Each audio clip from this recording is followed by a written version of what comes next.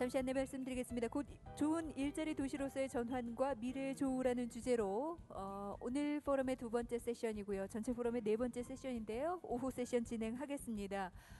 먼저 함께 진행하실 패널 여러분들 무대 위로 모시겠습니다. Ladies and gentlemen, we'll start the second session of today's forum shortly.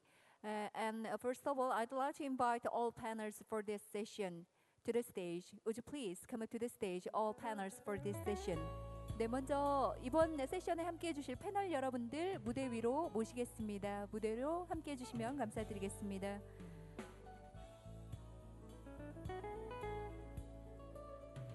I'd like to invite all panelists for this session and their afternoon to the stage.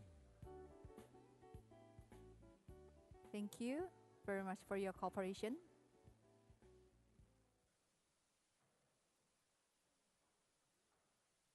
네, 먼저 저희 패널 여러분들 무대 위로 함께 모시겠습니다. 그리고 저희 곧 시작될 예정입니다. 자리에 착석해 주시고요. 원활한 행사 진행을 위해서 갖고 계신 휴대전화는 진동 모드로 바꿔주시면 감사드리겠습니다.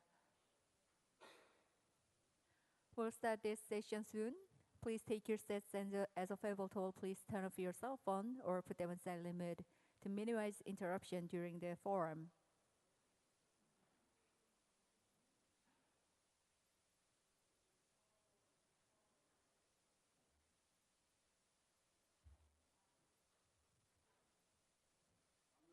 네, 함께해 주신 패널 여러분께 진심으로 감사의 말씀드리면서 그럼 지금부터 전체 포럼의 네 번째 세션이 되겠습니다. 오늘 오후 세션 진행하도록 하겠습니다. 세션의 좌장을 맡아주신 최정식 UNI 국제사무금융서비스 노련 한국협의회 사무총장님께 마이크를 먼저 넘기도록 하겠습니다. 진행해 주십시오. 여러분 큰 박수로 환영해 주십시오. 안녕하세요. 방금 소개받은 세션 4의 모더레이터 최정식입니다. 아직 식사가 좀 덜 마무리되신 분들이 있어서 조금 지금 전체 참석이 부진하긴 하지만 저희 시간 관리상 부득이 시작을 하도록 하겠습니다. 또한 먼저 발자하시로 돼 있는 이상원 박사님께서 지금 오고 계신데 순서를 바꾸어서 그분은 나중에 하시도록 하고 진행을 하도록 하겠습니다. 여러분 많은 협조 부탁드립니다. 졸지 마세요. Please.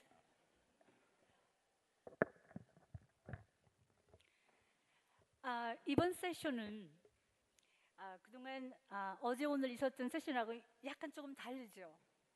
여러분 어제 오늘 고민들 많이 하셨죠. 우리가 갖고 있는 여러 가지 현안들 굉장히 종합적이죠. 사실 노동정책이라는 것은 정치, 경제, 사회 모든 것을 반영하는 정책이고 또 우리 인간들이 원하는 세상을 만드는 모든 요소를 다 담아야 되는 것들이기 때문에 참 고민들이 많으셨을 겁니다.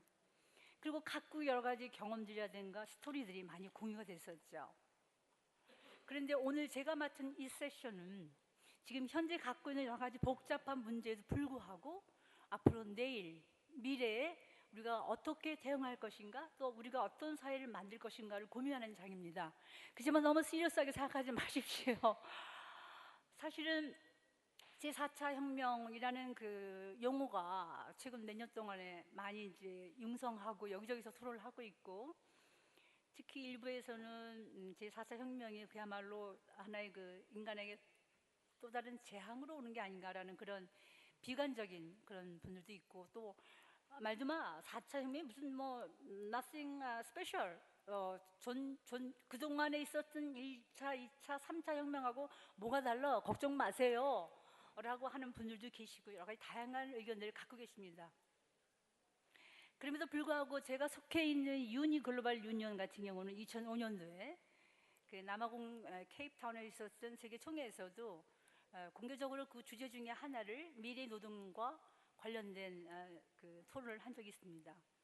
그리고 최근에 ILO에서도 2019년에 ILO 100주년 기념 사업의 주제가 미래 노동이고 그 미래 노동을 위한 글로벌 커미션, 글로벌 위원회가 구성됐고 또 제가 속해 있는 유니 글로벌 유니언의 사무총장 필립 제닝스도 그 위원회 28명 중에 한 분이십니다. 이건 뭐냐면 우리가 원건 원치 않건 어떤 형태든 간에 지금 우리 사회가 변하고 있고 변할 수밖에 없는 그런 우리 열차를 타고 있습니다. 그렇지만 너무 두려워하지 마십시오. 왜냐하면 항상 미래라는 것이 불확실성이라는 것 때문에 두려움도 있고 불안도 있지만 또 거기에는 새로운 찬스와 어퍼튜니티가 있다고 저는 봅니다. 그리고 어제가 없는 오늘이 있을 수가 없고 오늘이 없는 미래가 있을 수가 없는 것처럼 그래서 인간 역사에서 갖고 있었던 모든 지혜, conventional wisdom 이런 모든 것들이 다 잘 종합적으로 소화시켜서 미래에는 우리 전 세계 모든 노동자들이 기존의 장시간의 저임금의 인권이고 노동권이고 다 포기하고 살던 그런 형태의 올드 타입의 노동으로부터 해방돼서 짧은 시간 일하고 나머지는 인간이 좀 더 자기 스스로의 삶의 행복을 찾을 수 있는 여유를 가질 수 있는 완전히 새로운 패러다임으로 가는 길입니다. 그러니까 지금 타고 계신 여러분의 미래 열차는 좀 더 밝은 곳으로 간다고 생각하시고 기운 내십시오. 자, 오늘 첫째 발제자는 이상원 박사님이십니다만은 지금 아직 도착이 안 돼서 제 생각에는 두 번째 발제자를 바로 넘어가도록 하겠습니다. 두 번째 발제자는 저 오른쪽에 앉아 계신 조엘 이보네. 이분은 EU에서 오랫동안 일하고 계셨고 특히 사회적 대화라든가 사회협약 이런 쪽에 아주 전문성을 갖고 있는 여성 워먼 파워시고요. 한국의 EU 대리대사로 나와 계십니다. 자, 우리 미인 조엘 이보네를 큰 박수로 환영해 주십시오.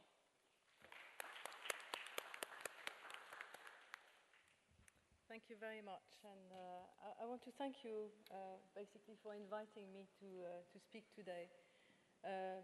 Not only because I used to work on those issues when I was in Brussels, but also because I think this is a turning point for the Republic of Korea, and we're very happy to share our experience with you and further explore how the EU can actually assist the present government in maybe turning some of the policies round, which we feel actually are, at least in the announcement, more in line with what the EU actually does. So already we see a convergence between what we're trying to do at EU level and what has been announced in Korea. So I'm going to try and cover quite a lot of ground actually and concentrate more on how we're trying to make the world of work, better for everybody. And I would like, first of all, to look at what we're doing as part of our external policies. So basically how the EU is trying to promote the decent work agenda, throughout its external action and policies. Then I will tell you how the EU is trying to promote a better world of work and the decent work agenda internally, which is within the European Union. And then I will try and focus briefly on the challenges that the workforce is actually facing in the EU and how we are trying to respond to those challenges that you actually describe as the fourth industrial revolution. So first of all, I would like to say that the EU has been a firm supporter of all ILO action and has progressively integrated the decent work agenda in its various external policies and action, such as the dimension of EU employment and social policies, but also as part of our development cooperation, external assistance, external trade, I will mention that briefly as well, and investment. And the reason for that is that European citizens are increasingly attentive to the issue of fairness and social justice in globalization. So if you like, there is that real push, from EU citizens for us as policymakers to take their concerns into account. So that's why in May of this year, the European Commission actually presented a reflection paper, which is entitled Harnessing Globalization. Basically, globalization is a thing that we have to accept I know that there are currently some governments that are trying to go against the grain of globalization, but basically we feel that globalization is something that we have to go along with, probably embrace and make, actually a fairer system. So, for example, also in our recently concluded free trade agreements, we have always included dedicated chapters on trade and sustainable development. So that's also another way where we try and promote, labor rights through very strong provisions in our free trade agreements. And, we have one of those new generation of free trade agreements with the Republic of Korea. In fact, our free trade agreement with the Republic of Korea was the first in that new generation. So as a result, we have a chapter on trade and sustainable development, a chapter as part of our FTA. And we also have, of course, a committee on trade and sustainable development that meets, regularly in order to see how, we can make progress here in Korea as part of our free trade agreement. And of course, both EU civil society, but Korean civil society are closely associated with the work of the Committee on Trade and Sustainable Development. We're also very fortunate in that we have a European Commissioner for Trade who is also very interested in those issues. And whenever she's been here in Korea or whenever she's discussed this issue with her Korean counterparts, she's systematically raised, labor issues.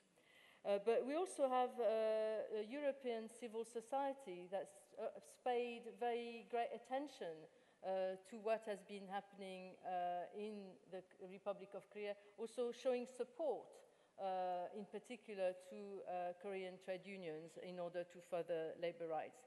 And finally, the European Parliament is also monitoring the situation closely. So you see, we are also under pressure from our own people to try and make sure that this trade and sustainable development chapter is actually implemented properly. So we are very happy to hear that the new Korean government is actually committed to ratifying all the ILO core conventions, not yet ratified by Korea. And, we will be helping as much as we can in the coming months to ensure that, the ratification can actually apply very quickly. I want to mention another area where the EU has been extremely active, and that is, how to promote the decent work agenda through promoting sustainable supply chains. I mean, we all know that worldwide it has become increasingly difficult to pinpoint the responsibility for, who is supposed to ensure labor rights because of the very complex supply chains that are currently, prevailing, especially in Asia, I have to say. So, for example, early on this year, we adopted a comprehensive document which is basically focusing on the garment industry, because that might not be an issue here in Korea, but in Asia, this is a very important sector where, we feel that if we can promote sustainable and fair value chains, then, we can contribute inter alia to the economic empowerment of women, to decent work and living wages, and also to the question of transparency and traceability in the garment value chain. I want to mention another important issue, which is the G7 Vision Zero Fund that the EU is supporting financially. This is a multi-donor trust fund that is managed by the International Labour Organization, the ILO, and also with an initial priority of the textile and garment sector. And that aims at reducing, it's very concrete, aims at reducing and preventing the number of work-related fatalities and accidents and occupational diseases in selected developing countries. So we are supporting, government capacities and private sector initiatives in order to focus on occupational health and safety in those sectors. And we also encourage emerging economies to contribute to the G7 fund. Of course, Republic of Korea is not a member of the G7, but it's a member of the G20. And we think, it would be very relevant for the Republic of Korea to see if they can also support this Vision Zero Fund. And finally, when it comes to our external action, I want to mention an EU facility, which is called, Socio Plus. And the reason I mention it is that because, through this instrument, the European Union is providing technical assistance at the request of partner countries on issues such as social security, employment and labor, and social partners can also apply. So this, facility, EU facility, Socio Plus, is accessible to the social partners in the Republic of Korea. So, I would encourage you to find out more about it, and please, try and see, make sure that you can get technical assistance. And, as a delegation and as a European institution, this is also something that we would support. Now, I would say a few words about EU domestic policies, just to say that the social agenda, the decent work agenda is also guiding our own policies within the European Union. We're putting great emphasis on the issue of social dialogue, gender equality and anti-discrimination, social protection, rights at work, and the stimulation of job creation in a growth and productivity-oriented business environment, because we feel that those are key ingredients of what we term our European social model, and we're trying to combine social with economic progress. So here I will focus on what is called the European pillar of social rights. You've probably heard that regularly the leaders of the European Union, the heads of state and government, meet in a format that is known as the European Council. And at regular intervals, they're specifically looking at economic development in the European Union. What we have added recently is this European pillar of social rights to make sure that, we can also take into account those social issues as part of our monitoring of how well, the economies are doing, because we feel that there cannot be sustainable development if we do not take that social dimension and the protection of social rights into account.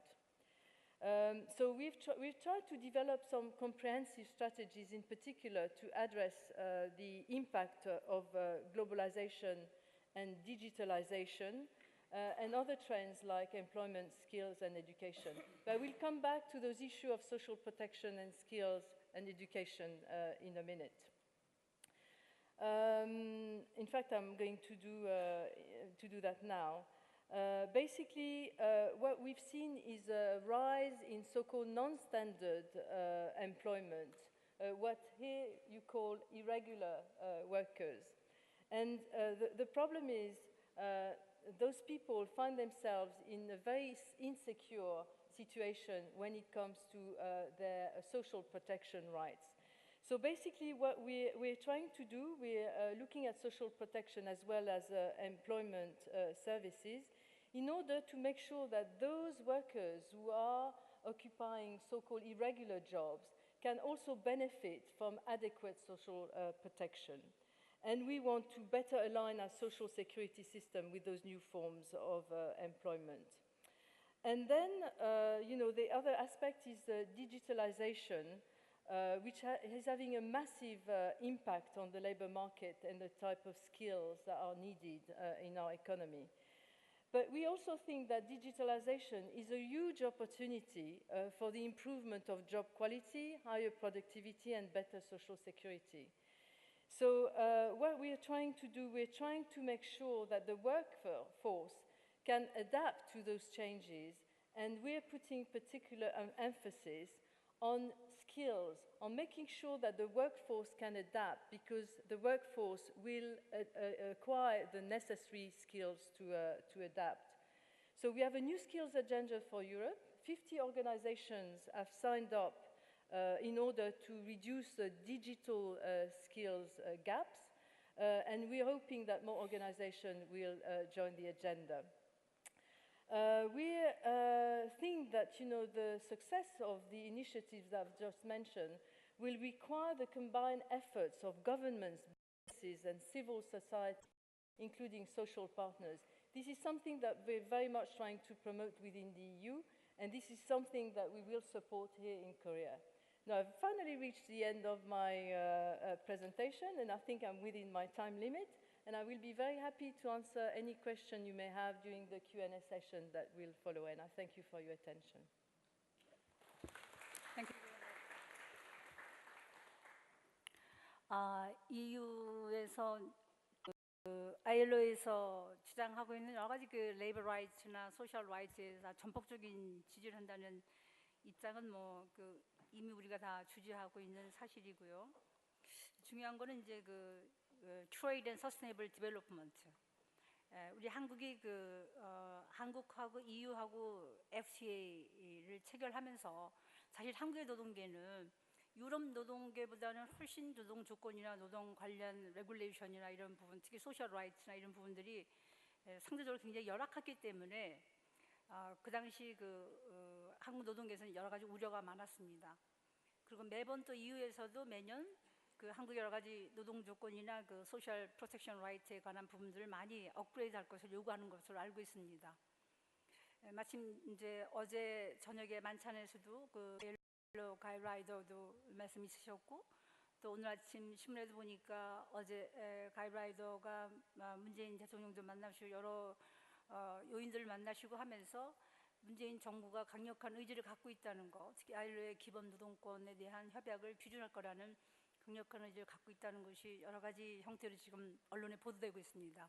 그래서 만약 이것이 이 비준이 돼서 어떤 기본적인 어떤 프레임이 짜진다고 하면은 한국도 지금 새로운 터닝 포인트를 맞아서 여러 가지 정치, 경제, 사회 모든 측면에서의 전환점에서 노동 정책이 한 걸음 비약할 수 있는 기회라고 보고요.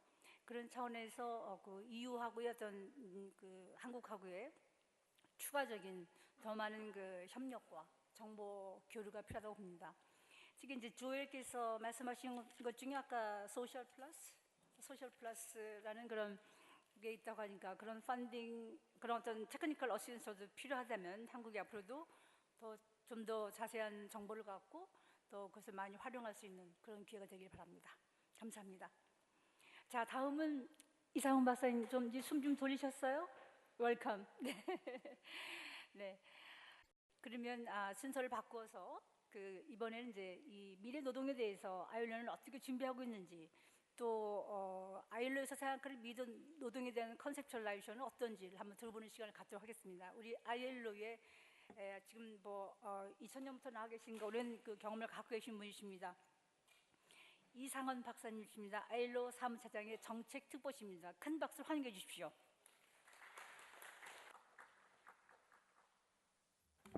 How much time do I have? Can you remind me? 몇 분이죠? Thank you. My sincere apologies for being late. I'm Korean, but somehow I completely forgot how big Seoul is.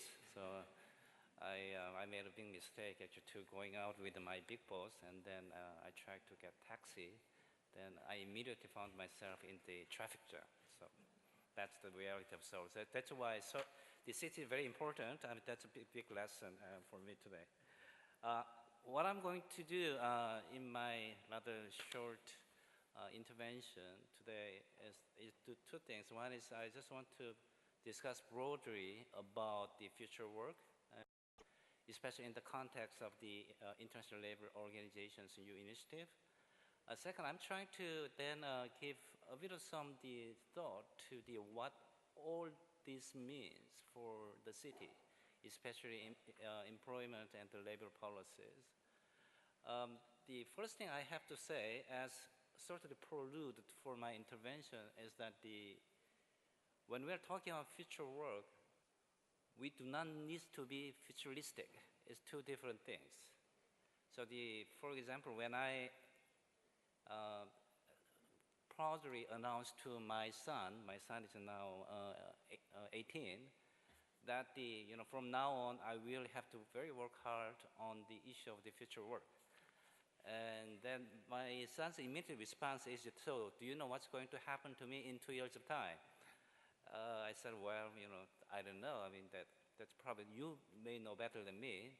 But then if you don't know what's happening in 2 years of time, you're completely disqualified to do anything on the future. I mean, this is a bit of an exaggeration of the situation, but I mean, as I probably discuss a little bit more about this, there is a certain attitude, especially in the public and the media, which is basically that when it comes to future work, they're all interested in making prediction. So who's more accurate, who's wrong, who's optimistic, who's pessimistic. But this is the point I trying to argue against. The real point for discussion for all of us is that we have to think about what kind of future we want. And then if we have some clear consensus or vision on the types of the future we want, then we can discuss what kind of policy we need, and also we need to do a bit of the reality check. What are the current conditions? Then how can we implement the policies for the future we want? That's one important takeaway message. But in doing so, of course, we have to be pragmatic and we have to be realistic. So we have to look at what's happening now. We normally call the mega trend. It's a big trend which actually produces some fundamental wide range changes. There are so many of them, but we normally identify the 4 of them. Our Director General, in his opening remark, he already identified these 4 issues. First one is the globalization. This is very much actually much to do with actually our European Commission colleague actually discussed quite broadly. The second is demographic changes.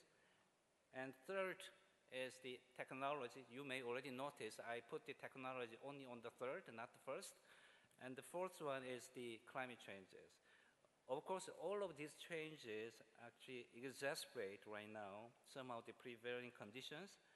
And if we do not handle this actually mega trend or response to this mega trend properly, probably all the good progress we have made so far may not continue in the future. Let me discuss all these 4 issues one after another, just very briefly. First, globalization. I think this is something we discussed yesterday as well.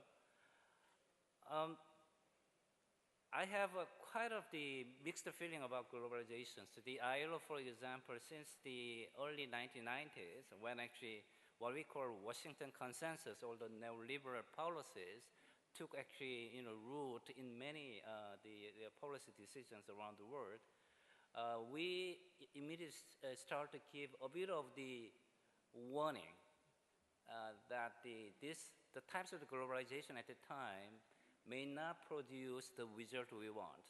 That the promise of that kind of globalization was very, very high.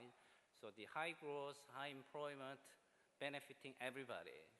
But even at the time, the way we saw the globalization was not able to deliver the promise. But now, as you know, the situations changes so dramatically nowadays. I mean, very recently I've been to the G20 meeting. G20 meeting is always a bit of the bandwagon of the globalization and free trade and financialization, etc. But all of a sudden, this G20 meeting, people stop talking about globalization. That's because especially in Europe, in other parts of the world, the globalization is not received very well. So the politicians are sometimes quite often reluctant to use the term because it immediately creates a backfire. Of course, a bit of extreme example of this phenomenon is related to the recent development in the United States under the new administration. The issue is that the globalization, in our view, has a certain potential of contributing to economic growth and creating jobs. But that's only the potential. So how can we garnish these potentials in a way of we want to see from the labor market and from the economy? So what the previous generation of globalization, if you like, fails is that they do not pay much attention to the distributional impact of the globalizations. They are always thinking in average term. They didn't talk much about who's getting how much. But in politically and also especially from the labor market perspective, that is as equally important issues as the average growth itself. But now, the challenge for us and also the policymakers is that we certainly preserve the potential of the globalizations, but we have to reshape the way we manage globalizations to benefit everybody who is actually participating in the process. But now, this is not academic conference, so I have to add one thing here is that now this idea is great. We can make the globalization work for all of us. That's a great slogan. Political, yes. But if you now trying to say in many public places, particularly in the US, I guess, and also some part of Europe and some part of Asian countries, if you say that, people don't believe it. They never seen it before. So this is a really serious, actually, issue of the public persuasion on the globalization. We can act together to improve globalization. We can say that, but it's very hard to say. So we need a very strong social and political environment for more focused and constructive dialogue on globalization. Second issue is demographic changes. Of course, demographic changes, you know, this is about the aging issues, and so it's happening everywhere. So the aging is continuing at the speed. It will affect the labor market profoundly and social protection system as well. But the point I want to make today is that it's more related to the issue of the migration. This is particularly, in my view, relevant to Korea. Korea is one of I think one of the countries we will witness the most dramatic increase at speed of the aging. Then you will certainly see some of the important shortage of the workers. In the near future, probably the process has already started. Then, so you have the aging people, it's growing at a very fast speed. So then, for example, you need the people who can look after all the demands and the needs of these people. So let's say they talk about the care work. And who's going to look after all these new actually jobs? And you know, realistically, quite a significant part of the new sources will come from migration. But at the same time, I don't think it's culturally, politically ready for absorbing quite a significant inflow of migration at the moment. It's still the case at the country level, and also it's the case in the city level as well. And also, we are not particularly ready for the labor market side of this actually migration issue either. So third one I want to mention is technological changes. I mean, I don't want to I don't spend too much time on it. I think I just want to share one example, one experience of the ILO has on these issues. In the 1950s and 1960s, the ILO had almost decade-long debate on the automation. So the focus of debate was that many people were so worried about the speed of automation. They used the term automation, and then they may killed thousands. The estimate is thousands, but many expect millions of the jobs would be killed. So they are so worried. So the global community of labor and the government get together to discuss how to respond, how to prepare ourselves for such, dramatic or the massive scale of the potential job destruction.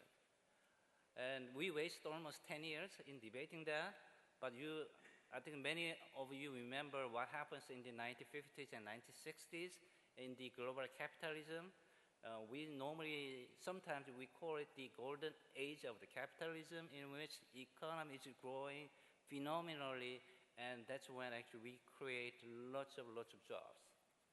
So the point I want to make here is that sometimes when we're talking about technological changes, we tend to look at all the jobs which may be destroyed by the new technologies, without looking at the other side of the story, where the new technology may create a job, or new technology can contribute to create new jobs. I think that's the point actually our European Commission colleague mentions when it comes to digitalization. Digitalization has a certain potential of creating new jobs, but we have to really fully materialize such a potential while being fully aware of the potential damaging impact of technological changes. The same story on the technological changes about distribution. When you're talking about the technology, we tend to talk about the average economic growth and average job growth, etc. But what really happened? Look at what's happened in the last 10 years. Technology hasn't done some good jobs and some bad jobs. But what is really worrying part is that how this actual benefit of technological changes being distributed between different companies and different workers, etc. So my actually pledge for this actually this international forum is that we really have to pay much more attention to the distribution aspects of the globalization, and also the demographic changes, and also technological changes. Final element I want to mention is the environment. Environment is important. We made some good actual progress in the job creation, but in many cases at the expense of the environment. We cannot tolerate that anymore, so we have to do it. But the real challenge here is that when it comes to environmental issues, traditional party line, workers and employers and the government, doesn't apply. So you can see on the environmental issues, you can see quite a divided view within workers, because interests might be different, and also between enterprises as well. So which basically means we need to create a new coalition, social and political coalition on the environmental issues. Against this the backdrop, the ILO has launched a high-level global commission, which our Director General mentioned yesterday, which is basically brought together policymakers and thinkers and policymakers, advocate and researchers, and our social partners. Of course, this commission is now being led by prime ministers from Sweden and President of Mauritius. This commission has a very serious task, or almost a mission impossible task, if you like, to look at all the evidence, all the analysis, and then digesting them, and then debating them. And we really hope this commission will provide us the recommendations for the future new direction of the policies, and also the new direction of the international office as well. So once we receive the recommendation from the commission, it will be presented in our centenary conference in 2019. Then commission will look at those recommendations, and we really hope this conference will sort of the declaration. Any of you who knows the ILO very well, we have a very important declaration, Philadelphia Declaration, but our ambition is to have something, sort of declaration which is similar to the Philadelphia Declaration. But in doing so, we are very much mindful, especially for this international forum which bring together the experts from different parts of the world. There is no one single future of work. Even if our times are ever more strongly actually interdependent. There's also challenges facing our member states, I mean, including the countries present here, are very much the product of histories, and also the demography and culture and all economic and social development. So this is a global commission, but at the same time, we are very much mindful of the huge variation across different countries. But we are confident because we are a very old organization, so our century-long experience of the debates will certainly guide us or help us to have a very constructive discussion on that. As we said, looking at the older 1 century-long history, we are confident the future work is not predetermined, but rather be shaped by our own visions and action. So what is lacking at the moment is the global community is not very clear what kind of future we want. We need a serious discussion on this. Now, in this context, I think globally and act locally is more relevant ever. Policy actions for a better future of work are inevitably multidimensional, which requires coordinated effort, for instance, between central and local governments. And some of these phenomena call for innovative approaches and experiments, and city-level initiative will be critical in advancing collective actions to identify better policy options. And in this respect, it is not actually coincident that many of the recent policy experiments have been undertaken in cities. I mentioned the basic income experiments in many parts of the world, which are basically initiated by the local governments. And I very much look forward to hearing the experience from the Gwangju. I think there will be some good illustration of the experience at another city in Korea, Gwangju. I think that provides also very good insight in that respect. And in doing so, even in the city level, I really urge to avoid any techno-pessimism. Otherwise, our debate might be dominated by the technologies, but we have to talk more about the society and also how our actual lives. Again, in this respect, the cities are well placed to explore the new approaches and to technology as well.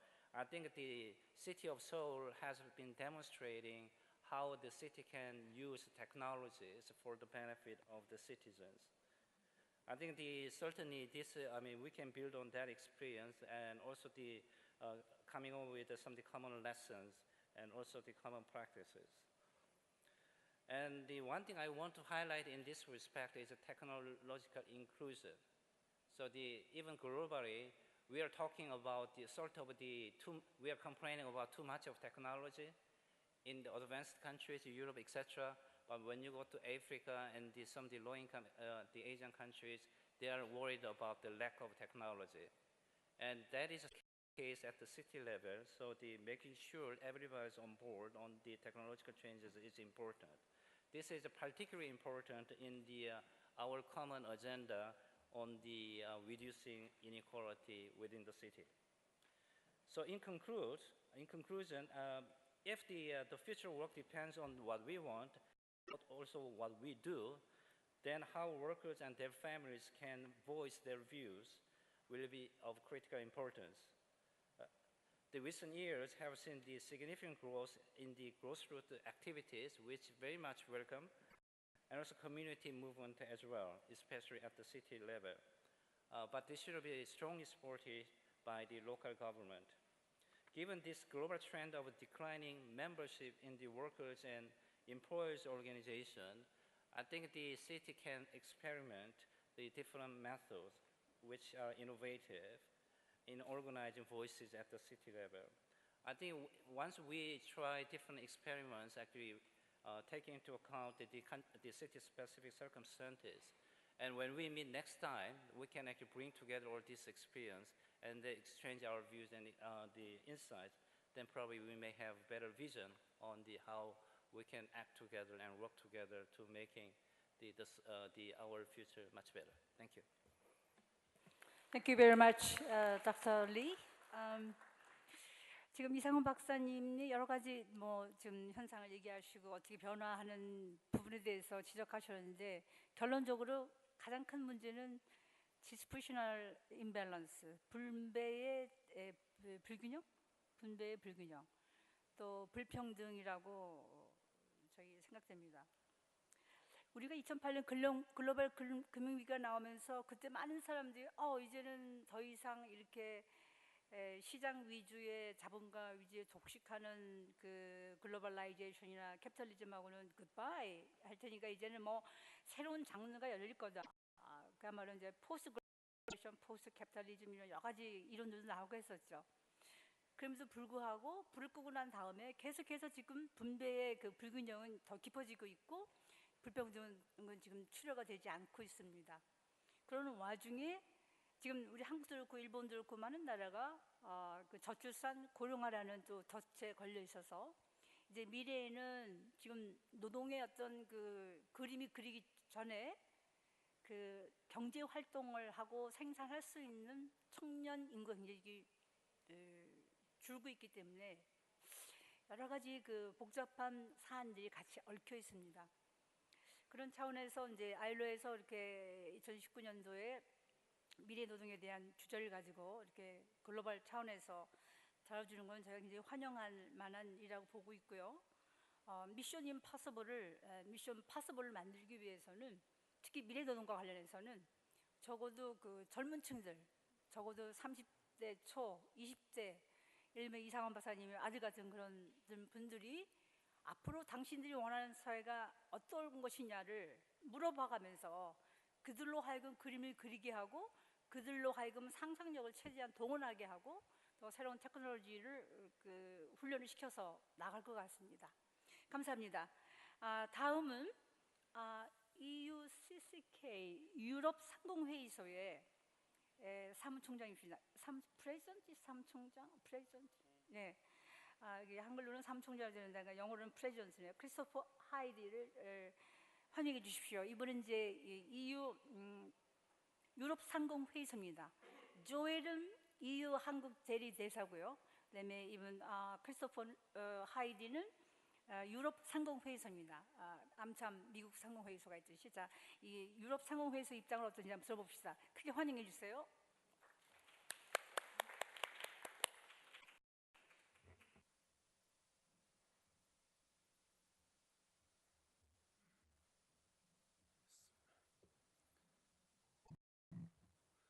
So good afternoon from my side. I have a presentation, and it also means I have worked for a company before.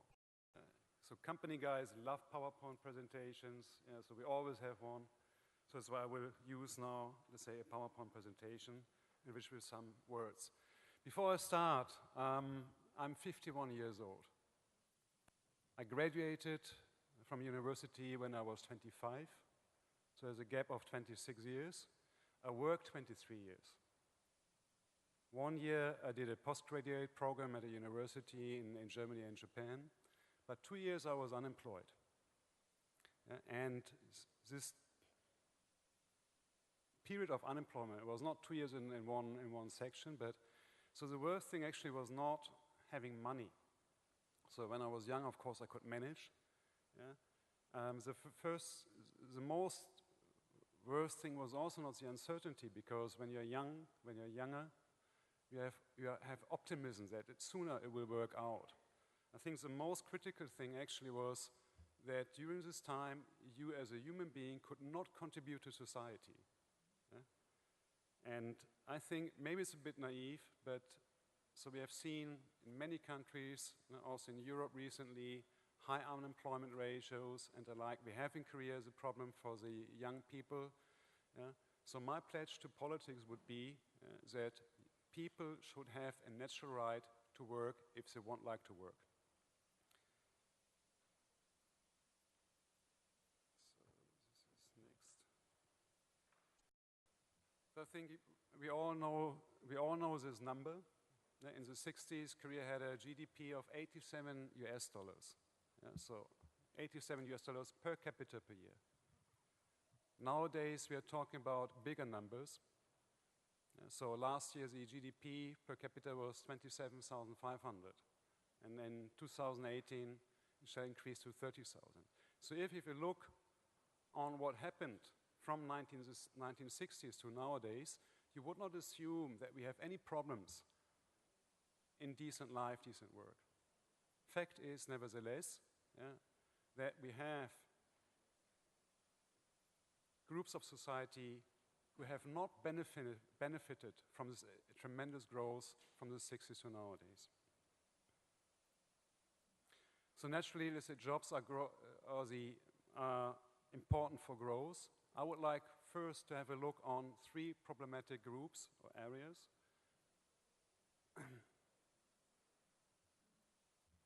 So the first one is the elder generation. So this generation who build up career and who laid the foundation for career what we know today. If you have a look at statistics, you will find out that about half of the population older than 65 is experiencing relative poverty. The second group I would like to talk is families, young families, families with kids.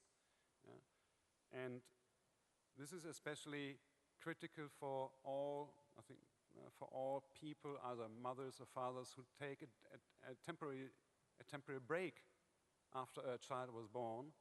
The average year of absence after childbirth was given is about 8 years.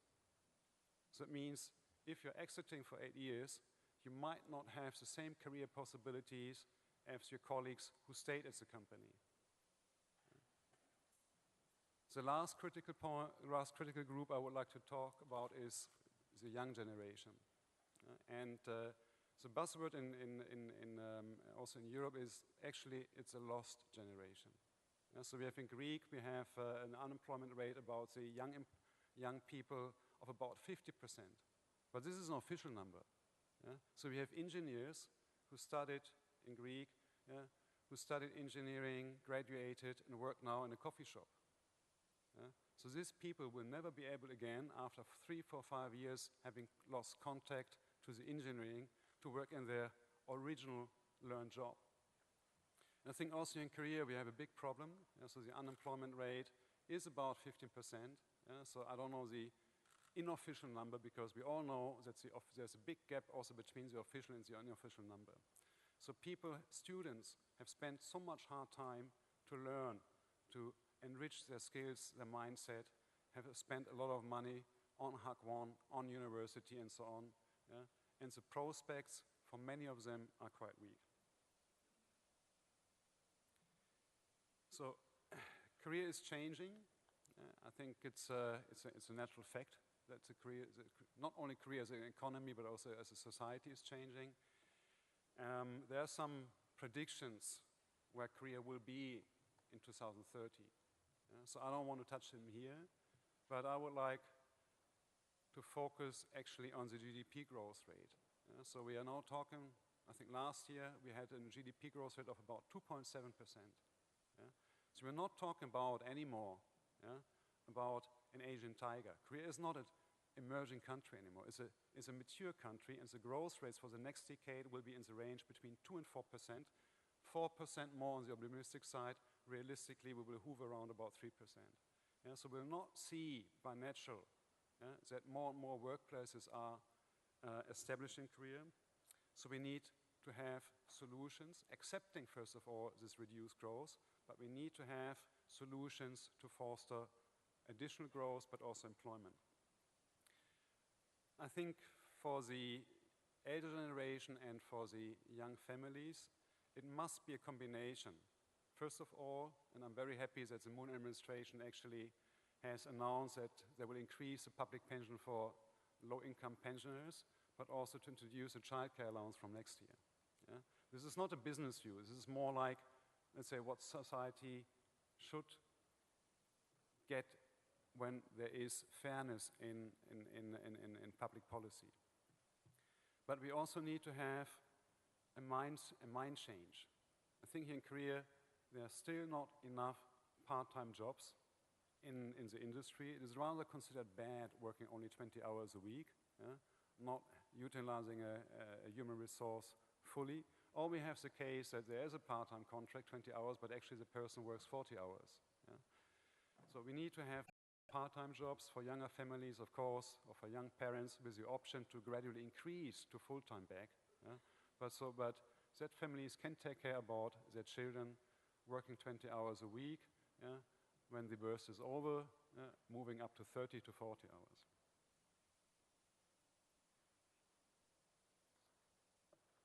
So the young generation, I think we have the biggest problem, because there's one frustrating thing: there is enough work. There is enough work in Korea. The problem only is that the work is not at the chaebols, the work is at the so-called SMEs. Yeah? So the SMEs are having a strategic disadvantage. Nobody knows them. They pay lower salaries. I think the gap is about 40% less salary compared to a multinational company to a chaebol. Nobody would like to join a company which pays 40% less than Samsung, Hyundai, Pfizer, whatsoever. Yeah? So here the challenge is actually to make it more attractive. Yeah? And for me, actually, SMEs, startups, is the key for future growth in workplaces. It will not be the big companies who will create more workplaces. It will not be the public sector who will create more workplaces. It will be startups and SMEs. So I skip this one. Yeah.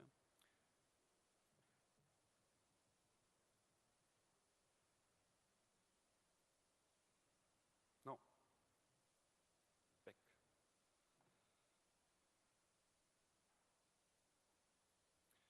So I think it was mentioned Industry 4.0.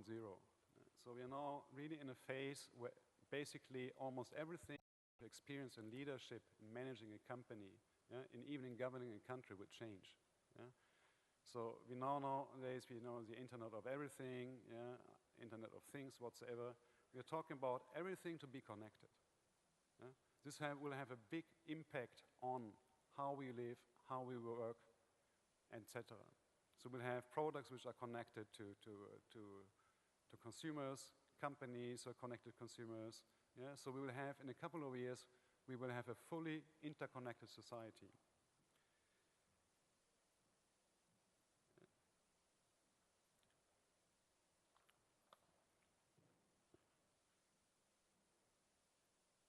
Maybe okay. So that's why I pledge, yeah, for a strong support. Yeah? I don't know if something else is kind of creativity. Okay. I pledge for strong support to nurture, yeah, support in the support landscape for SMEs and startups. So I have worked for multinational companies with about 130,000 employees. Yeah? This company was not able to act quickly to identify future growth areas where there was high risk involved. So we had many projects, products developed, but we didn't launch them because the risk was too high.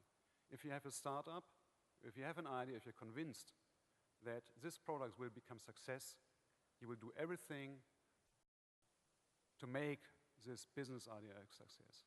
So it will be small companies, entrepreneurs who will drive the future. It will not be the big companies. The big companies might have the money to acquire later on a startup, yeah, to further develop the business. But the ideas for the future, business ideas for the future will all come from SMEs and startups. Yes? And Korea needs to have this more. We need to develop SMEs and startups. So I have here a couple of key slogans. And let's say I'm not an expert in startups when I worked 15 years for a multinational company. But so the ECCK is a startup. We exist only 5 years, and we have 15 people. So what I experienced, compared also to my previous employees, we are lacking support. We are lacking expertise. Yeah, so the ECCK, the European Chamber, we are doing government relation, but we have no expertise, no professional expertise on HR. We have no professional expertise on IT. We have no money to invest into a system to automate specific workflows. Yeah? So what I would like to see is a startup center. Thank you, 2 minutes. Yeah? So a startup center with basically a professional shared service center in the middle, yeah, which provides professional service, professional coaching, yeah, maybe to an IT guy who has a gorgeous idea to develop a software. He has no clue about marketing, he has no clue about HR, he has no clue about finance and accounting, but that this shared service center provides for 2-3 years free of charge service to the startup company. When the startup company has achieved a certain success ratio, they can continue using the service, but they have to pay. The same for a startup being a tenant. Yeah? They can stay, but after a certain period they have to pay for the rent whatsoever. The second advantage is that you combine, that you concentrate innovative people. All startups, or all people who raise a startup, they have a different mindset. Yeah? They don't need to talk to the CEO from, I don't know, yeah, from a multinational company. It's a different world. They need to have innovation, creativity, and the like. Yeah? So here, I think we need financial support either via public funding, venture capital, crowdfunding, whatsoever. Yeah? And we need to create a basis for a foundation for innovation and creativity. I think this is all what I would like to say now. Yes, and there is 정말 감사합니다. Thank you very much, Christopher Hyde. 크리스토퍼 하이드 박사 하시는 말씀 중에 정말 공감이 가는 부분이 많죠, 여러분. 특히 이제 중소기업을 키워야 되고, 스타트업, 엔터프리너십을 강화해야 된다 하는데, 우리 수십만 명의 젊은 청년들이 수년간 계속 대학 들어갈 때부터 졸업하고 졸업한 이후에도 공무원 시험에 매달리고 있는 사실 때문에 참 굉장히 슬픈 상황이죠.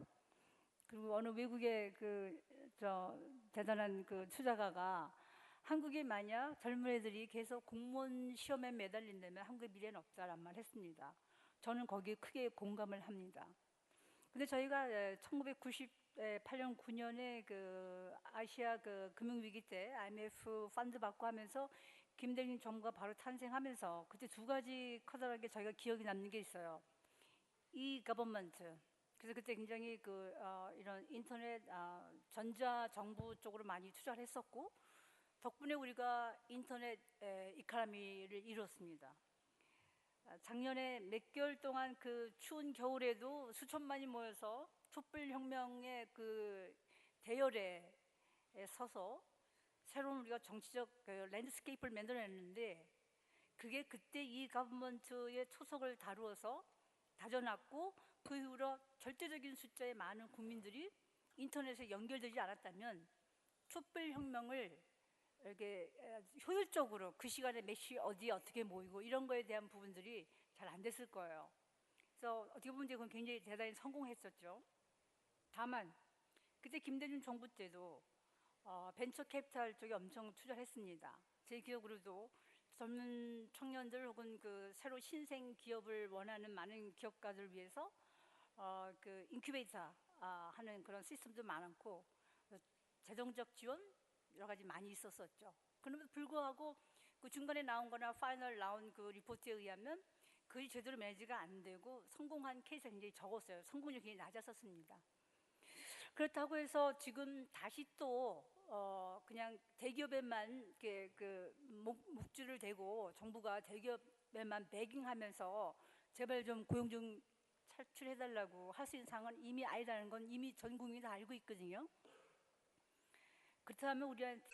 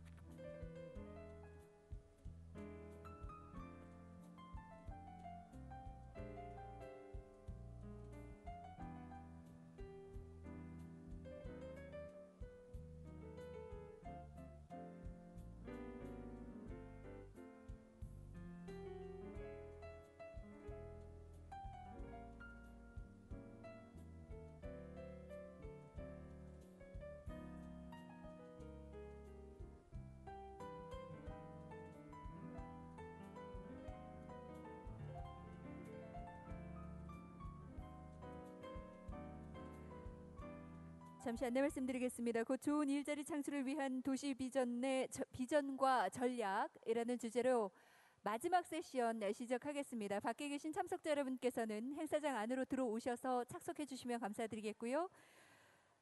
잠시 후에 곧 시작하겠습니다. 마지막 세션에 함께해 주시는 패널 여러분들 먼저 무대 위로 모시겠습니다. 함께해 주시면 감사드리겠습니다. Ladies and gentlemen, the last session of this forum will be started shortly. Please come into the room. Come into the room. Thank you very much for your cooperation. Also, I'd like to invite all panels for this session to the stage. Thank you.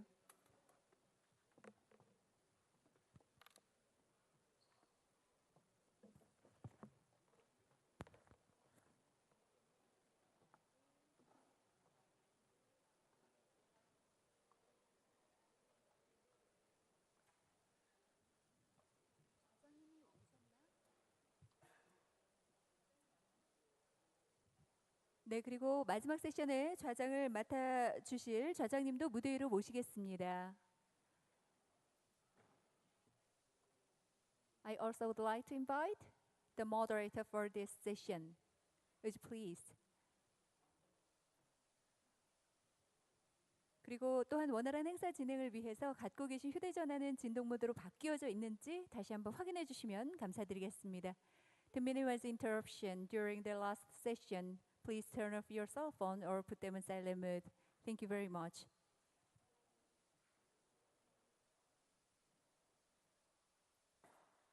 네, 저희 좌장님 오시는 대로 바로 마지막 세션을 시작하겠는데요. 좋은 일자리 창출을 위한 도시의 비전과 전략이라는 주제로 마지막 세션이 남아 있습니다. 긴 시간 정말 꾸준히 함께 하시면서 좋은 일자리가 있는 그리고 일하기 좋은 도시를 만들어 나가는데 많은 분들께서 참여를 해주고 계십니다. 다시 한번 서울시 대신해서 감사 인사드리겠고요. 또 멀리서 함께해 주신 해외 참여자 여러분들 그리고 연사 여러분들께도 어제와 오늘 이어서 정말 귀한 말씀들을 무대 위에서 많이 해주고 계십니다. 역시 서울시 대신해서 감사 인사드리겠습니다.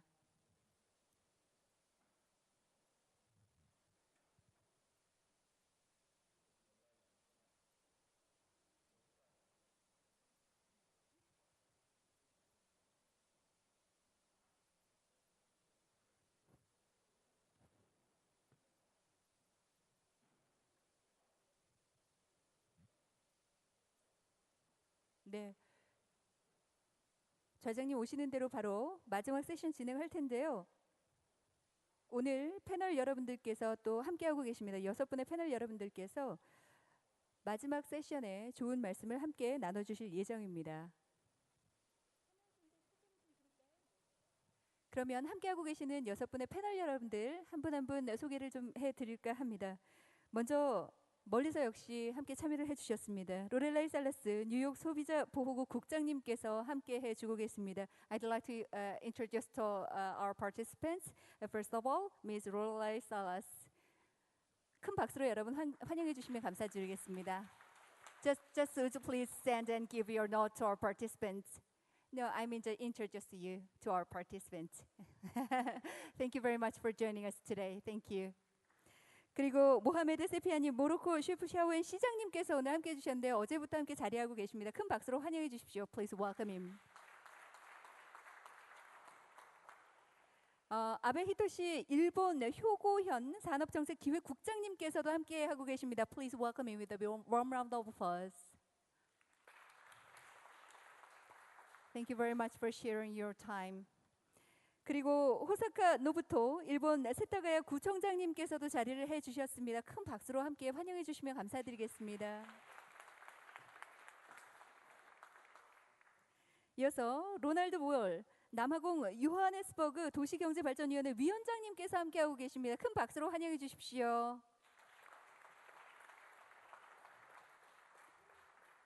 그리고 정말 좋은 일자리가 있는 서울시를 만들기 위해서 이렇게 귀한 시간을 만들어 주셨습니다. 정말 많은 애를 써주셨는데요.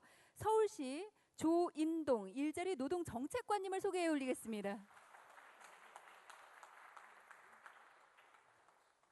고맙습니다. 잠시 후에 저희 차장님 함께 모셔서 이번 포럼의 마지막 세션을 진행하도록 하겠습니다. 네, 무대 위로 함께 해주시면 감사드리겠습니다.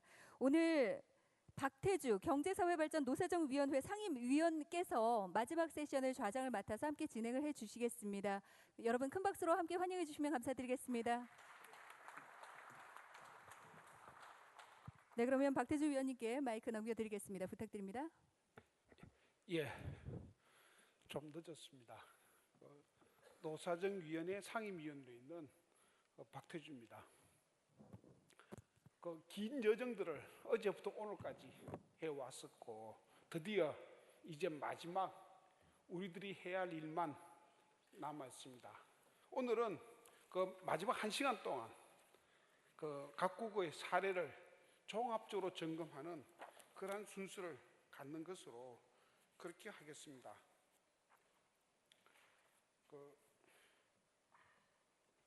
그러면은 순서대로 각 도시의 경험들을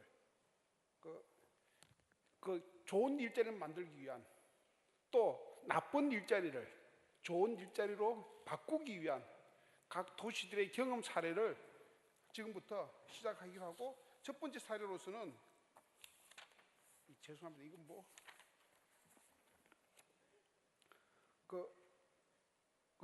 미국 뉴욕시 소비자 보호국장으로 계시는 로렐라이 살라스께서 발표를 해주겠습니다. 예, 부탁드리겠습니다.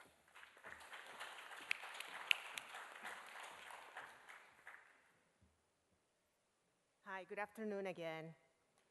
How many people were here yesterday? Raise your hands. Great. So I just want to build on what we started talking about yesterday. And I just want to say also that at almost the end of a second day of this amazing conference, I'm taking a lot of valuable information with me, and I feel like I've learned a lot from all of the presenters here, and it's going to help inform the work that we continue to do in my office in New York. So I just want to focus on a couple of things. During the last panel, one of the speakers talked about how to think about the future of work and why is that a complicated thing to think about. But maybe to simplify it is to think about the future that we want and then build around it, right? Make sure that that becomes the reality. And if I have to think about what I think New York City workers want, I think the couple of things that come to mind are fair wages, job security, and social safety net.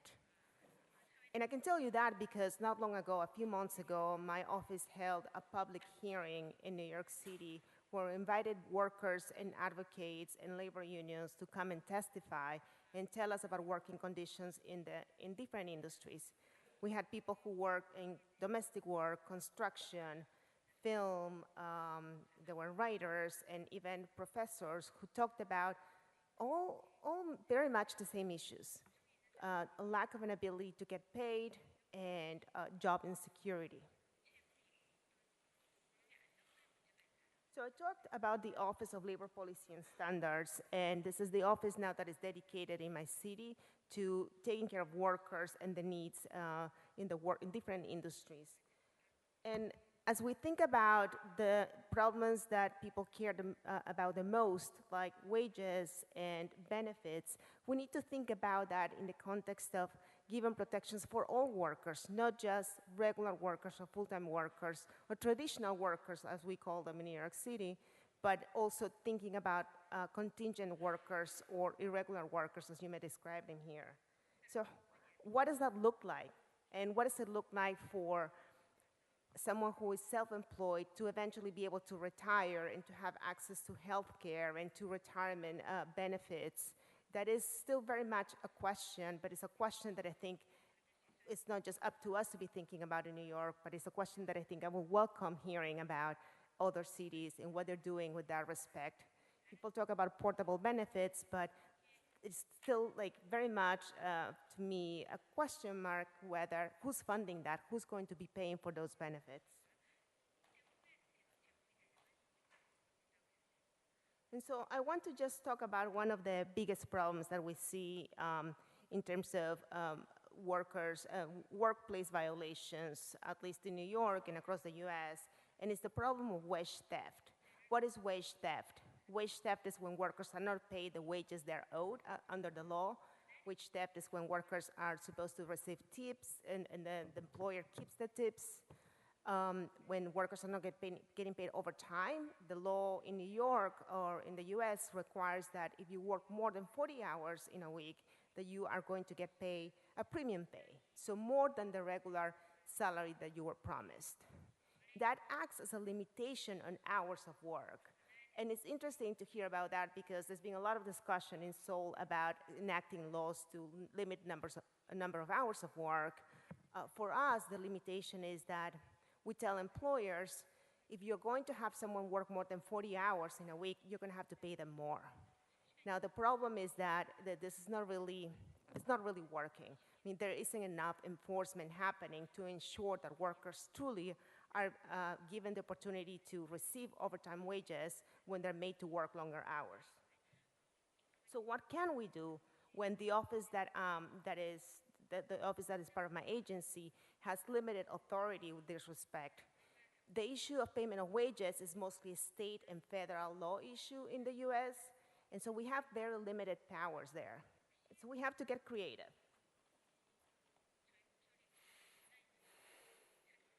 So some of the strategies that we're using is that we're partnering with other government agencies that actually have additional authority to act with these cases. I can tell you that when we enforce the paid sick leave law, that is a municipal workplace law, we have access to payroll records, we have access to payment practices of the employer, we have access to workers, and when we uncover violations of minimum wage or overtime wages, we work closely with other state agencies and law enforcement agencies to make sure that these workers receive the money they're due under the law. We're also thinking about city legislation that would enable us, I think I explained before that my agency is primarily a licensing agency. We license over 80,000 businesses in New York City. So what if we were able to require every single business who wants to get a license from us to be in compliance with the wage and hour laws before they get a license? So that is something that we're thinking about. We currently have 2 industries in which we have the power to do that. For the car wash industry and for the laundry industry, we are now in the process. We have 2 new laws in place that say that before you get a license from my agency, we're going to do a review to make sure that you don't have any outstanding wages that you owe to your workers. And so that is going to help us to bring some level of accountability to businesses that want to do business in New York City.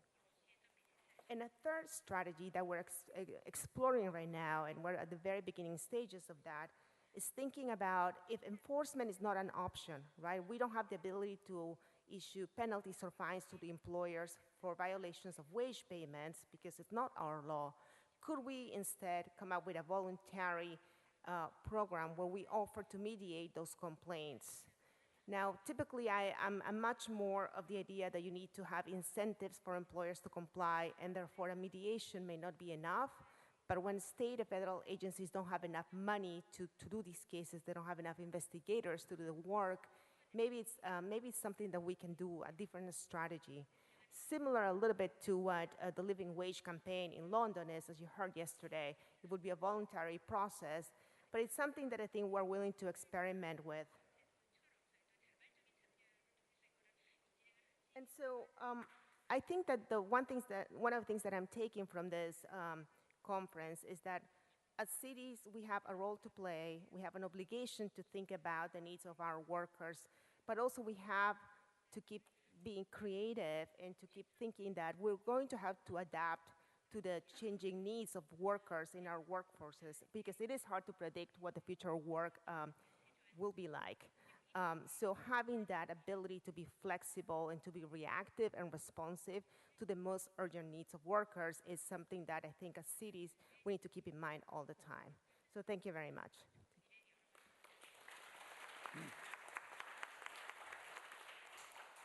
예, 감사합니다. 롤렐라의 살라스 뉴욕시 소비자 보호국장이었습니다. 뉴욕시가 취약 노동자들에게 임금을 보증하고 또 장시간 노동 기준을 지키기 위한 제반 노력들을 설명을 했습니다. 이러한 노력들은 서울시도 마찬가지로 노동조합, 사용자 또는 중앙정부, 더 나아가서 시민 단체와 더불어서 취약 노동자들에게 노동법 위반이 없게 만들어주는 이른바 노동법 청정 도시를 지향하는 그 노력들을 해왔습니다.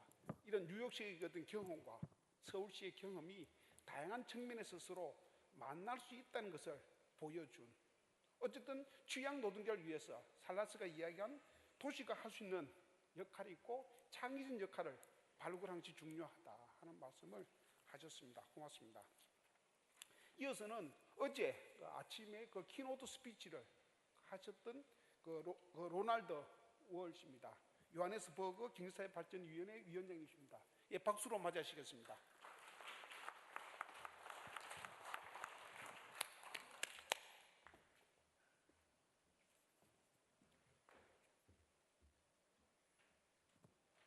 So good afternoon. I was asked by the organizers to reiterate some of the information from yesterday. So people that have seen it, forgive me for showing you the boring material again. I won't go into detail about the labor conditions and problems in Johannesburg because, to be quite honest, they very much mirror the same problems you have in New York and Seoul in most parts of the world. What I will address is what Director of the ILO, Guy Ryder, spoke about yesterday, is the need for smart procurement. And of course, that was also the theme of my topic yesterday. So I would just like to reintroduce it into the conversation. Firstly, of course, my city is famous for high rates of inequality, so that's one of the biggest issues in Johannesburg to deal with, is the inequality of wages, but also ethnic and spatial inequality created by the apartheid system. So this is a big thing to take on, and that's in many ways a local condition, but increasingly known, it's also an international problem. We get multinational firms coming to Johannesburg, crowding out small and medium firms, no transparency for the smaller firms, but transparency only for big firms, and of course corrupt transparency. So what I'm showing you now is actually some information which I will be presenting next week at the International Smart Procurement Conference in Johannesburg, which is already an initiative of the city of Johannesburg to take on the challenge of procurement, which concerns not only setting fair prices, but giving inclusive economic growth to citizens and tackling some of the main issues in South Africa and many parts of the world, which is inequality. So some points to address. We can say that globalization is far from over, but maybe the first version, Mark I, is coming to an end.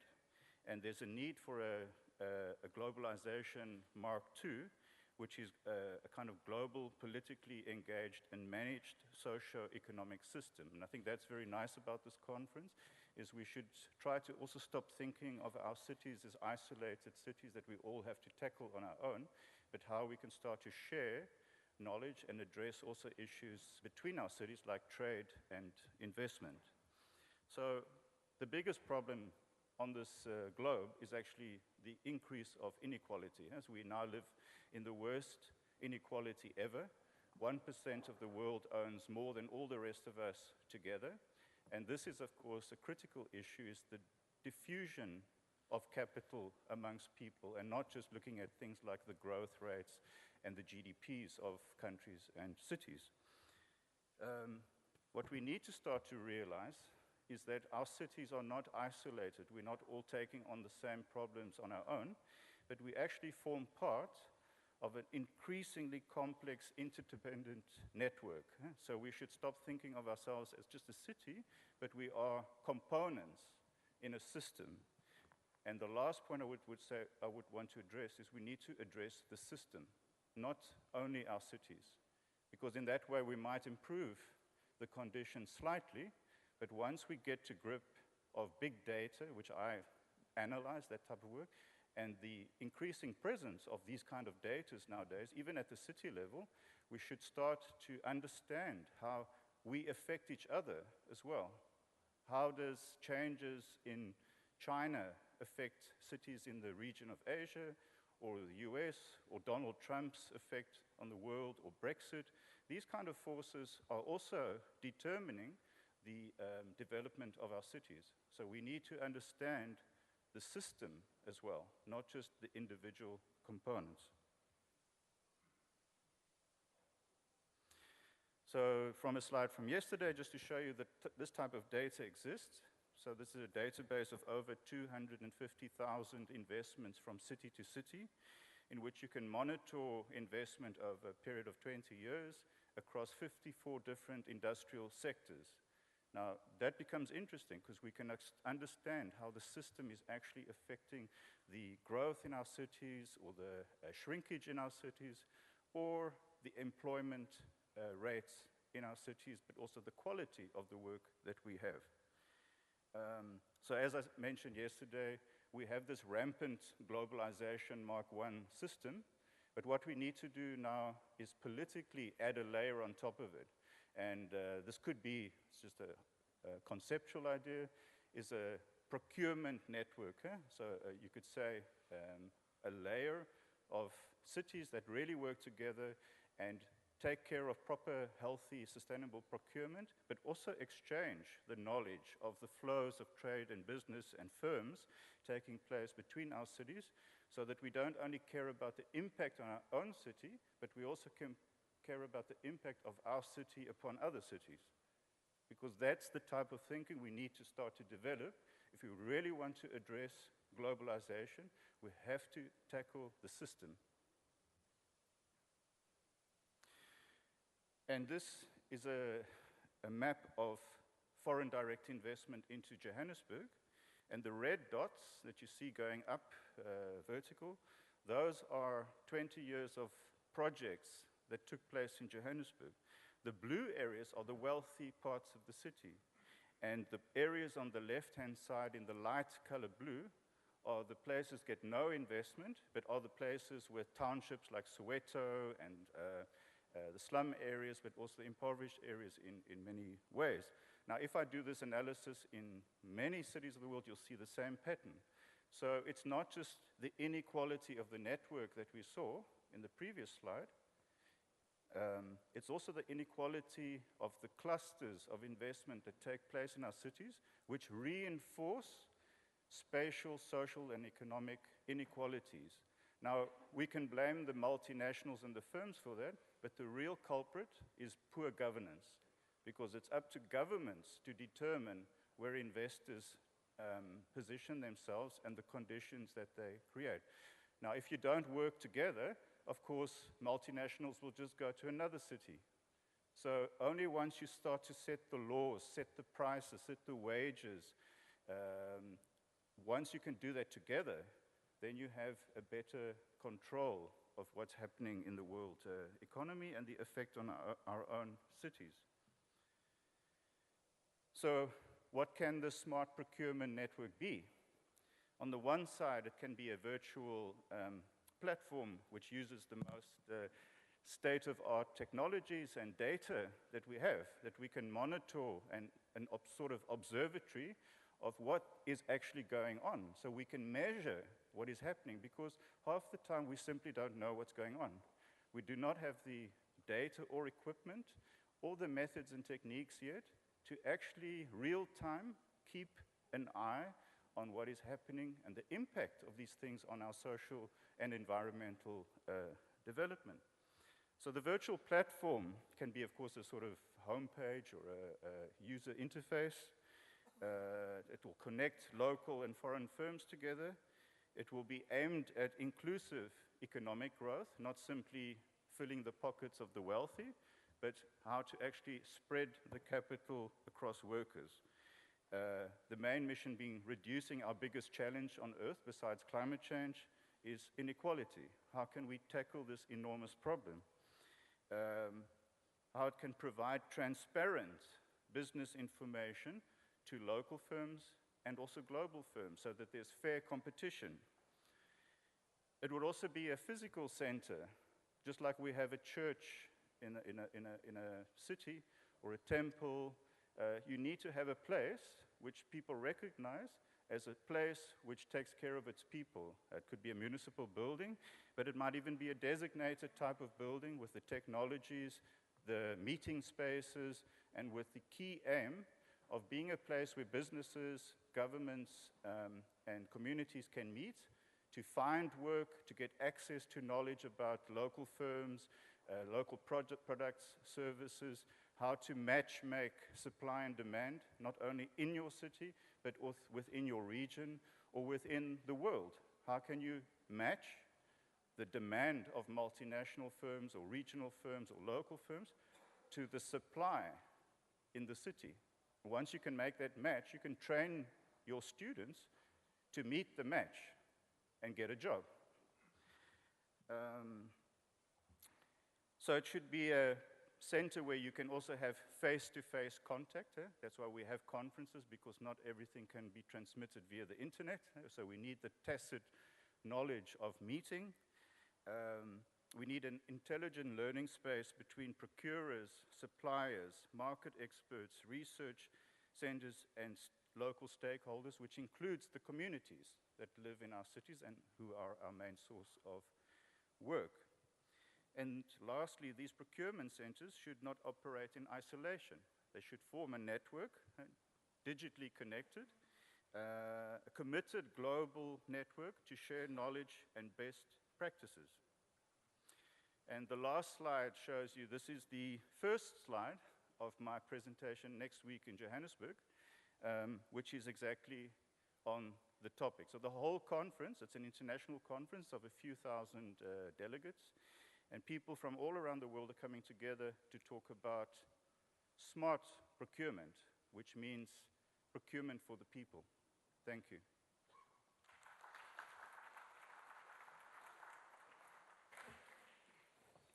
예, 고맙습니다. 로널드도 인정했듯이 뭐 별로 재미있는 이야기는 아닙니다만도 굉장히 의미 있는 이야기인 것만은 틀림이 없습니다.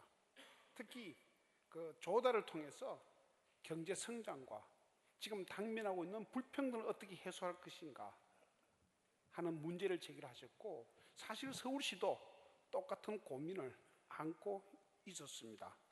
이것을 단순히 한 지역 도시 차원의 문제가 아니라 글로벌 차원에서 체계적으로 또 네트워킹을 통해서 도시 간 협력이 필요하다 하는 말씀을 하셨습니다. 어떤 습관들은 굉장히 무서운 것 같습니다. 어제도 시간을 많이 초과하셨는데 오늘도 시간을 좀 초과하셨습니다. 고맙습니다. 예.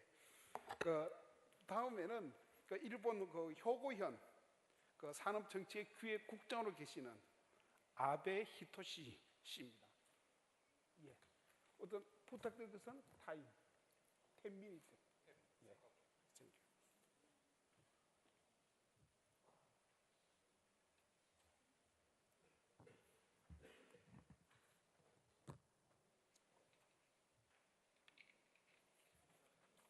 예,それでは皆さん、昨日の第1セッションに続きまして、2回目の発表の機会をいただきました。大変ありがとうございます。感謝いたします。で、今回につきましては、第1セッションで述べました兵庫県の、雇用政策につきまして、時間も短いので、そのポイントといいますか、エッセンスだけをお伝えしたいと思います。で、ただスライドの方なんですが、昨日は日本語でスライドを提供しましたけれども、今日は英語に、スライドを作らせていただいております。やはり人間というのは日々進歩しないといけないということだと思っております。それでは最初に兵庫県の概要について若干もう一度触れさせていただきます。兵庫県ですね、日本に47ある都道府県の一つです。で、人口は550万人。よくご存知の神戸市、これが県庁所在地ですけれども、こういった大都市から本当に農山村、あるいは離島、離れた島までありまして、非常に多様な地域から構成されております。日本の縮図とも呼ばれております。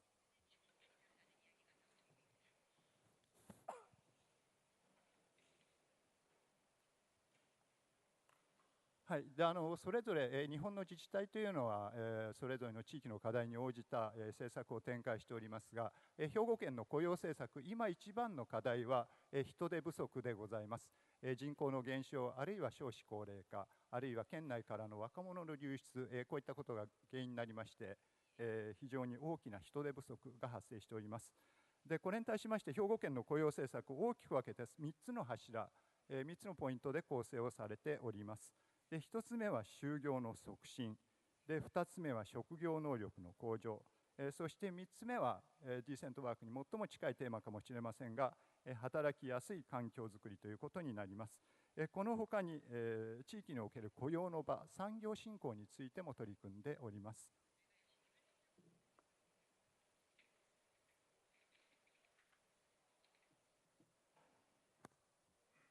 で最初の雇用関係の施策ですけれども、1つ目の柱が就業の促進です。特に若者をターゲットにしておりまして、総合相談あるいはインターンシップへの支援ということや、若者がどうしても東京圏なんかへ流出するということへの対応がございますので、県内の企業の良さ、中小企業でも非常に優良な企業があるということを県が積極的にアピールをしております。1つ目に県内大学と連携をした例えば企業のセミナーの開催、あるいは2つ目といたしまして兵庫県内の優良な企業を紹介するガイドブックの作成と配布、それから3つ目といたしまして学生時代に借りた奨学金の返済、これに苦労している新しく入ったニューカマーの支援ということに取り組んでおります。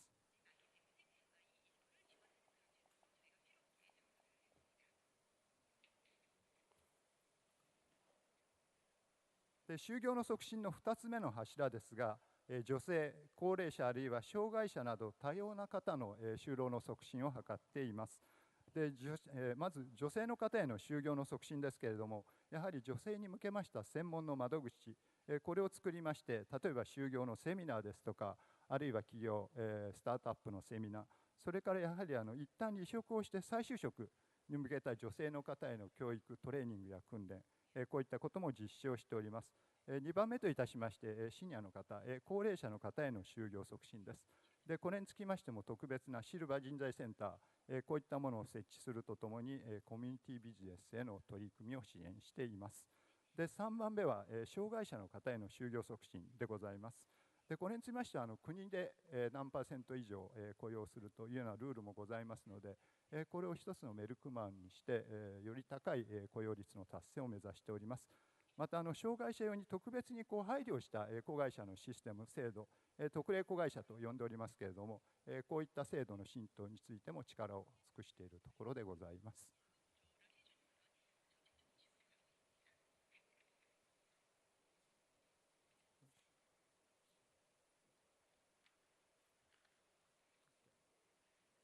で雇用施策の2つ目の大きな柱ですけれども、職業能力の向上です。でまず求職者、職を求めている方への支援といたしまして、県内に5カ所、公共の職業訓練機構、職業能力の開発施設を持っております。ここで訓練を行いますとともに、民間の教育機関、こういったところとも連携をいたしまして、教育訓練を進めているところでございます。それから在職者の方、例えば中小企業なんかにお勤めの方っていうのはどうしても、企業の中での訓練ということには限界がありますので、こういった単独では訓練が困難な中小あるいは零細企業への支援として、先ほど言いました職業能力開発施設での在職者の訓練を行っております。また民間の企業が自分のところで自分の社員に対してトレーニングを行うという場合でも、その職業訓練の例えば資金的な支援も行っているというところでございます。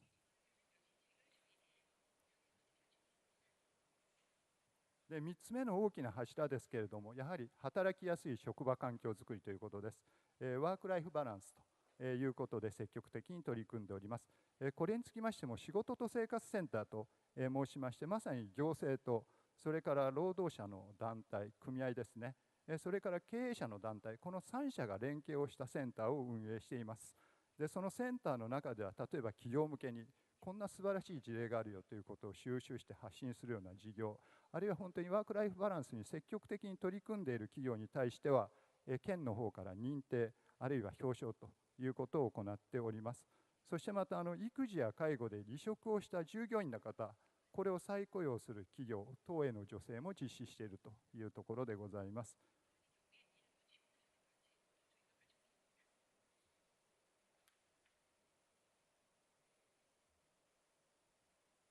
でディーセントワークの推進、これにつきましては地域で良質な雇用を確保していくという意味で産業振興という側面も欠かせないと思います。で今日のセッションでもいくつか指摘されたところでございますが、そのために1つ目としては中小企業への支援、それから2つ目として県内に新しい企業を立地する、その促進のための支援をしております。3番目に新しい産業構造への転換を図ることで、4つ目としてスタートアップでございますね。県内での企業促進のために、これも新しいセンターをこの10月に設置して支援の方を強化することにしております。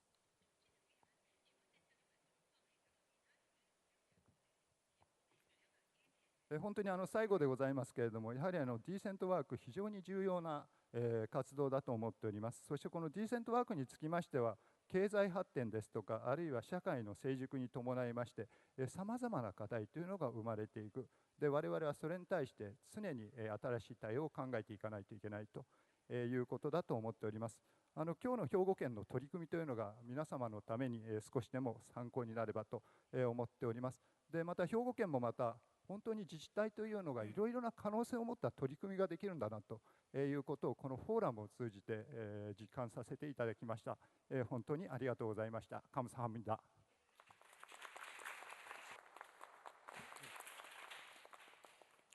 예, 그 도시와 농촌 또 산촌이 어우러져 있는 그 효고현의 고용 정책에 대해서 말씀하셨습니다. 고용 창출을 위한 노력들, 그리고 직업 능력 향상을 위한 노력들, 더 나아가서 작업 환경을 개선하고 좋은 일자리를 만들기 위한 효고현의 노력들이었습니다.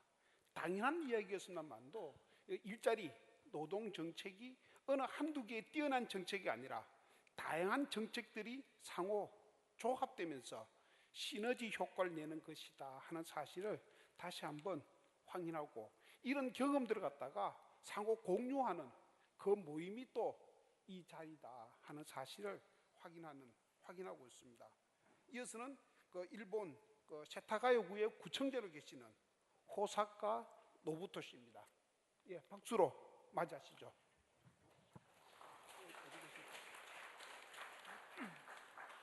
はい、それでは世田谷区長の保坂信人です。ちょうどこの時間帯前の4のセッションで、いくつか事例を申し上げました。ちょっとそこで言い切れなかったことをも含めてお話をしたいと思います。実は前のセッションで紹介したスライドでは、悩んでいて、かなり長いこと外に出ることができない若者、日本語で引きこもりと言います。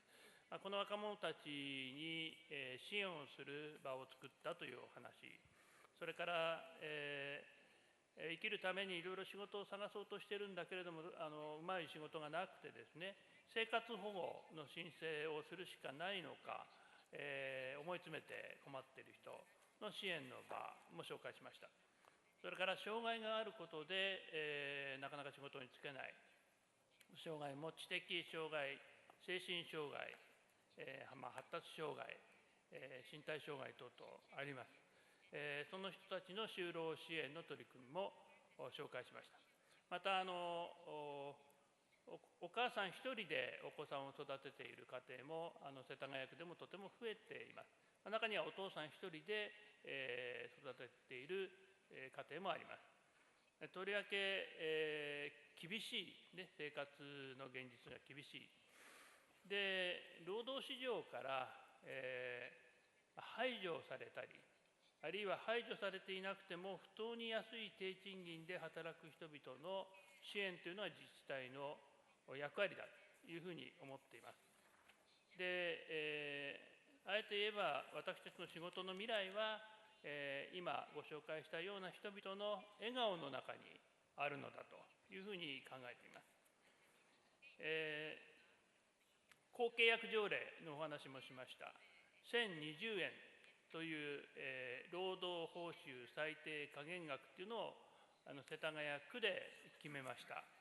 その結果ですね、区が発注する建築工事以外にも2000種類の例えばさまざまなプロジェクトを運営してくれとか、あるいはその印刷製本までお願いするとか、その委託をする事業がありますね。委託をする事業者も1020円じゃなければいけませんよということになりました。もちろん区の職員も最低1020円になりました。その結果ですね、一番喜ばれたのは障害者の方たちが、いきなり1020円に賃金が上がったということです。デジタル化されている時代ですが、まだまだ日本の役所ではこの紙ですね、紙を使います。たくさんの紙の山が私の部屋にもできてしまいます。その紙の山をですね、リコーという日本の会社が水を使わないで細かい微粒子っていうんですかね、紙の繊維組織を打ち砕いて、それをまた圧縮して、もう一度紙にするという、古い紙をそのまま入れると、その機械が、もう一回新しい紙にしてくれるっていう機械を開発して今実験段階です。この仕事は知的障害者の人が毎日その紙を扱って新しい再生紙を作ってます。この時給も1020円です。で、日本の社会が、あるいは世界もそうでしょうけど、この20年、30年何が変わったのか、一番大きな変化はですね、家族の力が弱まったという変化であります。で、90万人いる世田谷区の中で25万人は一人暮らしです。じゃあその他の人はどう暮らしているのかというと、高齢者のおじいちゃんおばあちゃんのご夫婦という形もありますし、高齢者のお姉さんと妹という形もあります。あるいは、高齢になったお父さんと息子や娘、そういう形もあります。20年ほど前、30年ほど前、子供、お父さんとお母さんがいて子供が何人かいてというスタンダードな、標準モデルのような家族の姿っていうのはもちろんありますけれども、それ以外のライフスタイルの方が増えているということに対してあまり噛み合っていない行政の手法があります。この何年間か私考えているのは、特に男性が幸せじゃないということです。65歳以上の一人暮らしの高齢者、これ国の機関の調査があります。2週間以上誰とも口を聞いていない人が 16.7% です。すごい数字です。6人に1人は2週間誰とも口を聞かないんです。コンビニエンスストアはただ品物を出すだけですね。おはようとかこんにちはも何も言わない。この暮らしはやはり非人間的ではないかというふうに、思っています。ですから、そういった中でですね、最近注目しているのは空き家を社会資源として活用しようという動きです。これも世田谷区で実験事業をしてモデルハウスをたくさん作っていますが、この中に一つご紹介しておきたいのは、60代の保育士さんと、そして30代の女性が大きな家を借りて、5つの部屋をシングルマザーに対象にして募集をして、そこは普通の部屋代よりは少し高い家賃を払うんですが、一緒に夕飯は食べる。そして、保育園にたまに迎えに行ってくれることもある。留守中、子どもと一緒に見守るという、つまり家族ではないんですが、家族に近い機能を復元していこうというようなことをですね、地域の社会事業としてやり始めたいという提案が私の周辺でたくさんあります。そういったですね、一人っきりで、誰とも話していない人が、ずっと話してないと言葉もうまく出てこないって言いますね。笑えなくなる。まさに笑うってことから遠い時間を過ごしている人たちが地域の中でもう一回人間性を回復する、その家族ではないけれどもその相互扶助の形、それが地域社会事業になっていく、それを自治体がサポートする、これもディセントワーク、都市自治体ができることではないでしょうか。以上です。終わります。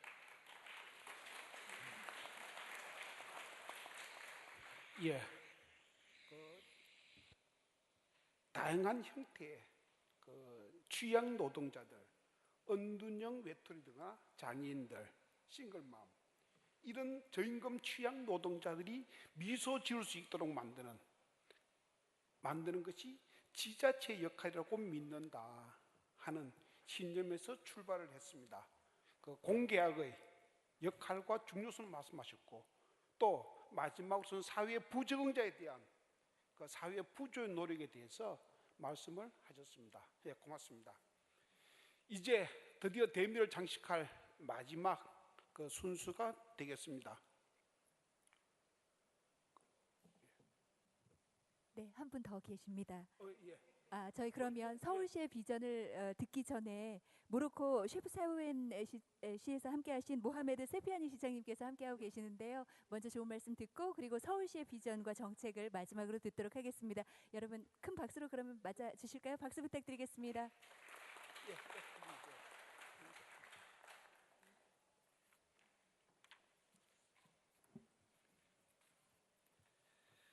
Assalamu alaikum. Good afternoon. Buenas tardes. Bonjour tout le monde. Yesterday I talked about my city, Chefchaouen, in the north of Morocco, in Africa.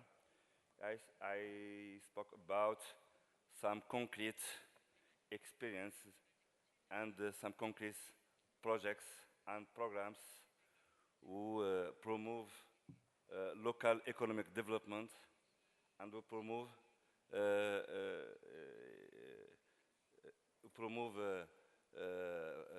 decent work. As we know, he said yesterday, Mr. Gay Ryder, Director General of ILO, the Union Nations approved in September 2015 the 2030 Agenda, the SDG, Sustainable Development Goals, 17th Sustainable Development Goals. And the SDG number 8 talk about decent work and sustainable economic growth. And the SDG 11 talk about inclusive and sustainable cities. We now we are more than half of the world population live in cities, and in 2050, 70% will live in cities.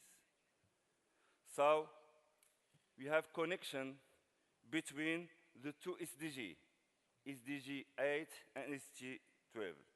That means that cities must promote decent work. As the mayor of Chefchaouen, one intermediary city, it's very important to declare that promoting decent work, not only the job of national government, not only the job of private sector or of union of workers, but also the local governments, the cities can and must promote decent work. Cities can promote local economic development, social and solidarity economy, participatory democracy, and social dialogue. So that big cities, intermediary cities, small cities must be inclusive and sustainable, green economy, and we must promote green economy and promote green jobs. In some countries, like in Africa, the 2030 agenda is a real challenge, and we are ready to implement at the local level the SDG, especially sustainable cities and decent work. We in Morocco, we have a decentralization system, a new regionalization system, and more competence to the local level. And we are conscious that that's the responsibility to promote growth, economic, and decent work. Thank you very much.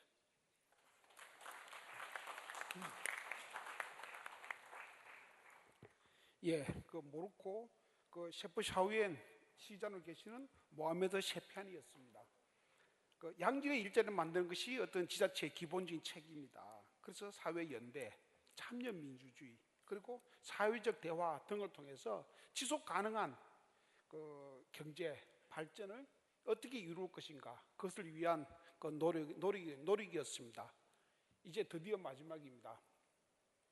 서울시로서는 그 지방 정부가 일자리 정책을 펼 의무가 있고 또 일자리 정책을 펼 수가 있다는 것을 한국에서 보여준 최초의 사례에 해당됩니다. 또 이를 위해서 다양한 창의적인 정책들이 시행됐다는 사실도 어제 오늘 통해서 말씀을 드렸습니다. 이러한 서울시의 일자리 정책, 서울시의 노동 정책의 그 중심에는 누가 뭐래도 서울시 일자리 노동국이 있습니다. 이 역시 지방정부에서 최초로 설치된 또 현재로서는 유일한 그 일자리 노동 담당 정책 부서다라고 말씀드릴 수 있고, 그 정책 부서를 총괄하고 계시는 분이 조인동 국장님이십니다. 예, 조인동 국장님께 마이크를 넘기겠습니다.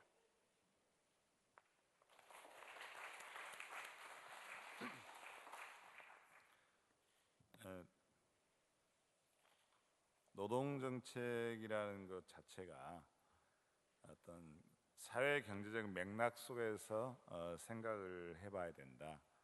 또 어떤 인구 구성이나 이런 측면과 직결되어 있다, 이렇게 생각을 하고 있습니다. 그래서 이제 서울의 인구 구성이나 규모가 최근 들어서 보면 급격한 변화를 겪고 있습니다.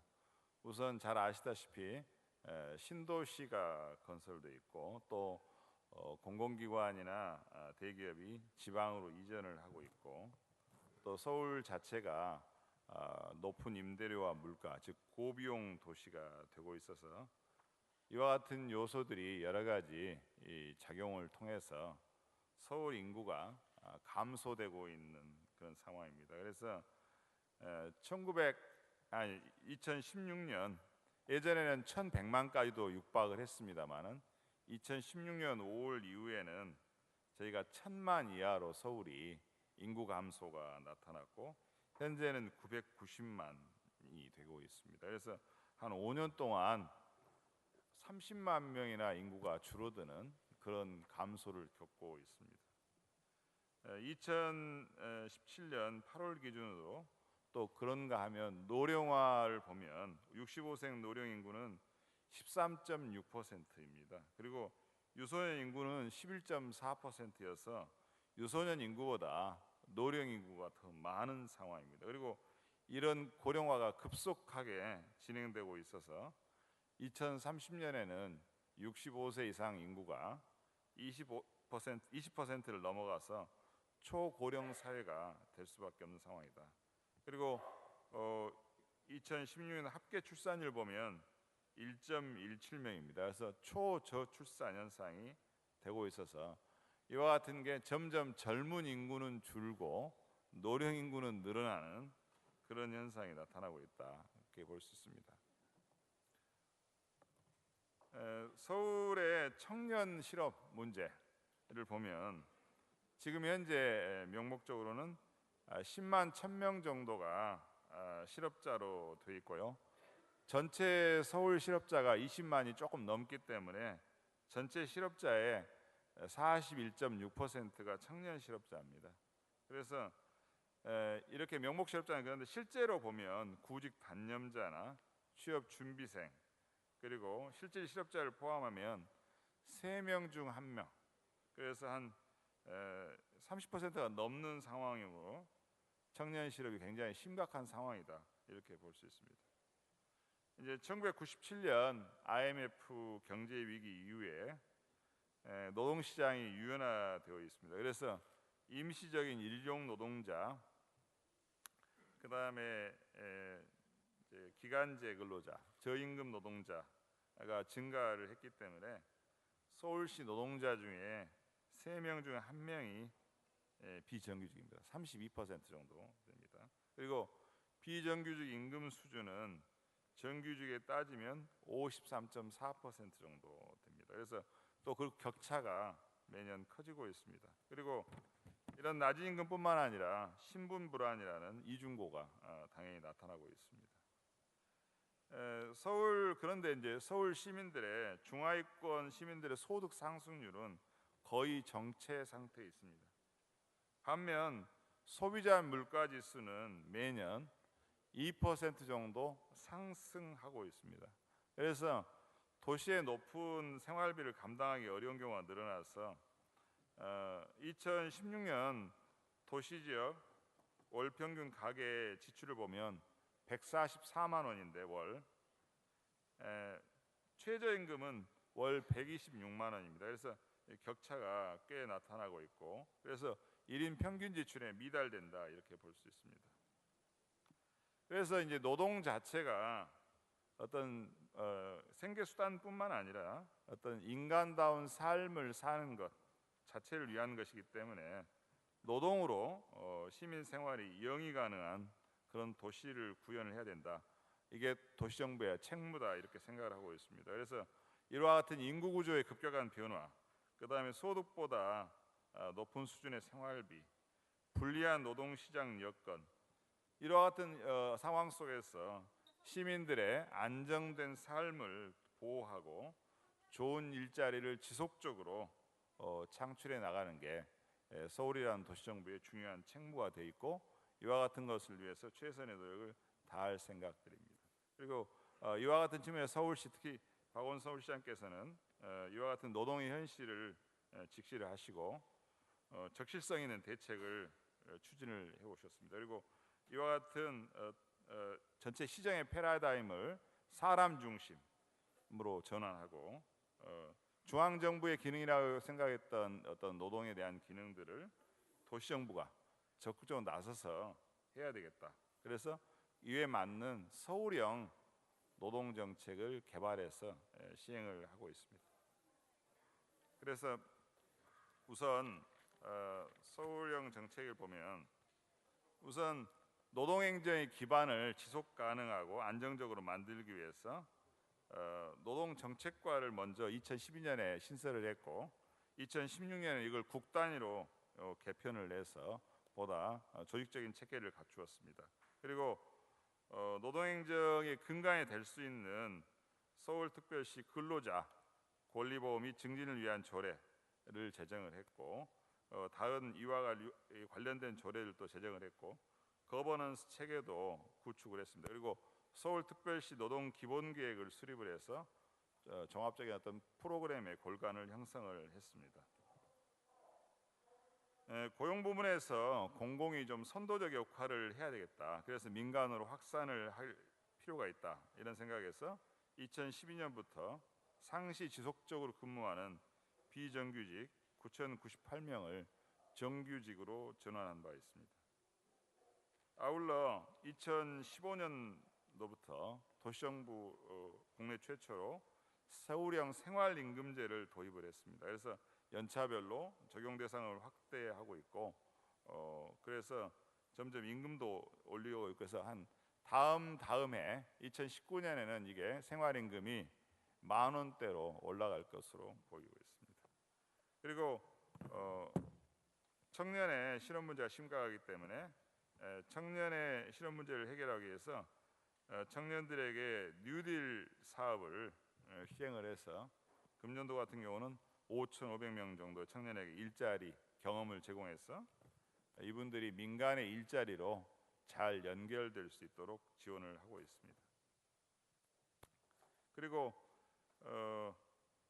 이제 감정 노동자 보호센터를 운영을 하고 있고요. 취약계층의 여러 노동자들, 이동 노동자, 돌봄 노동자, 여성 노동자, 외국인 노동자, 아파트 경비원, 청소 노동자, 가스 검침원, 셔틀버스 노동자 등 각계 취약 노동자들을 보호할 수 있는 여러 대책, 또 조금이라도 휴식 시간이나 여러 가지 편의를 만들 수 있는 노동 환경의 개선 등을 추진을 하고 있습니다. 그리고 서울시 투자출연기관에 또 근로자 이사제, 노동이사제를 도입을 해서 노사 간 보다 긴밀한 대화를 통해서 노동 현안을 풀어나갈 수 있도록 이렇게 하고 있습니다. 그래서 또 한 가지는 노동시간 단축을 통해서도 일자리를 창출하는 여러 가지 상생의 길을 열어나가고 있습니다. 앞으로도 서울시에서는 여러 가지 시민 생활 속에 노동 이슈를 보다 선제적으로 발굴해서 해결해 나갈 수 있도록 노력을 하고 취약 근로자에 대해서 여러 가지 권리 보장을 할 수 있도록 노력을 하면서 좋은 일자리를 만들어 나가는데 더욱 매진해서 서울시가 노동 존중 특별시, 명실상부한 노동 존중 특별시가 될 수 있도록 최선의 노력을 다하겠습니다. 대단히 감사합니다.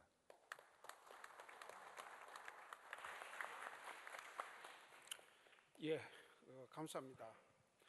다른 도시도 마찬가지겠습니다만도 서울도 그렇습니다. 서울 시민의 대부분은 노동자 또는 노동자 가족들입니다.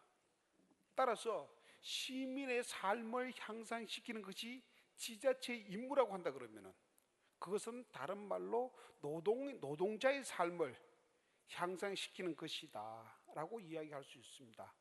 이러한 바탕 위에서 서울시는 노동 존중 특별시라는 개념으로 노동자들의 삶의 질의 향상 그리고 시민들의 삶의 질의 향상을 추진해 왔다 하는 말씀드렸고 그것이 서울형 노동시장 정책이었다 하는 말씀을 드렸습니다. 이상으로 그 6분의 발제는 끝이 났습니다. 가능하다고 하면은 시간 관리를 잘해서 그 플로에 계신 분들과 앞에 계신 분들 사이에 서로 커뮤니케이션이 디스커션이 이루어졌으면 좋았겠다는 희망을 가졌습니다만도 저 자신이 늦어버렸고 진행도 매끄럽지 못했고 아마 그런 시간을 드릴 수 없게 된 것 같습니다. 유감스럽게 생각을 하고 있습니다. 우리가 지금까지 어제 오늘에 걸쳐서 도시 고용 모델에 대해서 다양한 경험들을 발표를 하고 또 공유를 해왔습니다. 하나의 하나의 일관된 획일적인 정책은 없을 겁니다. 나라마다 그 지역 상황이 다르고 노동시장 상황이 산업 상황이 또는 인구의 구성이 지자체의 성격이 또는 국가와 지자체와의 관계가 더 나아가서 지자체가 사용할 수 있는 가용 자원에 있어서 다 서로 다른 상황이 있다라고 볼 수밖에 없을 겁니다. 그럼에도 불구하고 우리가 이런 그 도시 고용 모델에 대해서 다양한 경험을 발표하고 또 공유할 수 있는 것은 그 나름대로 도시가 해야 되는 고유한 역할 또는 새로운 창의적 아이디어에 대한 그 욕구들이 있기 때문에 가능한 것이 아닌가라고 생각하고 있습니다. 어제 오늘 발표하신 분들 특히 플로에서 열심히 들어주신 분들께 진심으로 고맙다는 말씀을 드리고 이로써 이 도시정부 테이블 좋은 일자리 도시를 위한 실험 세션을 모두 마치도록 하겠습니다. 고맙습니다. 네, 정말 귀한 시간을 내주신 박태주 경제사회발전노사정위원회 상임위원님과 그리고 패널 여러분께 다시 한번 큰 박수 부탁드리겠습니다. 고맙습니다. 네, 자리에 함께해 주시기 바라겠고요. 저희 이렇게 긴 시간 어제부터 함께해 주셨습니다. 이제 곧 폐막식을 앞두고 있습니다. 잠시 폐막식을 위한 그리고 서울 선언이 오늘 있을 예정이어서 여러분 끝까지 함께해 주시면 감사드리겠고요. 폐막식을 위한 휴식 시간 잠시 가진 후에 저희 20분 뒤에 바로 폐막식과 서울 선언 진행